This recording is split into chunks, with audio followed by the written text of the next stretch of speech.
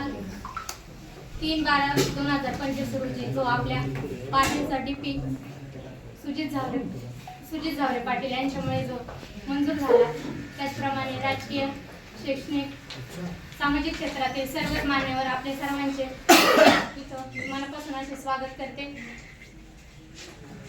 पारनेर शहर हे तालुक्याचं ठिकाण. पारनेर शहर इथं डीपीआर हे अनेक वर्षापासून मंजूर करायचं आणि डीपीआर मंजूर झाल्याशिवाय कोणतंच काम होऊ शकत नाही किंवा शहराची काय पालट होऊ शकत नाही. डीपीआर मंजूर करणे हा लय मोठा ही काळाची गरज. म्हणजे डीपीआर मंजूर झाले तर बाकीचे काम होऊ शकतात. तर रखडलेले सगळे काम काल डीपीआर मंजूर झाला त्यामुळं पूर्ण होतील. त्याचप्रमाणे माझ्या पाण्याच्या सगळ्या माता भगिनी आहेत, त्यांच्या डोक्यावरचा सगळ्यात मोठा प्रश्न हा पाण्याचा प्रश्न.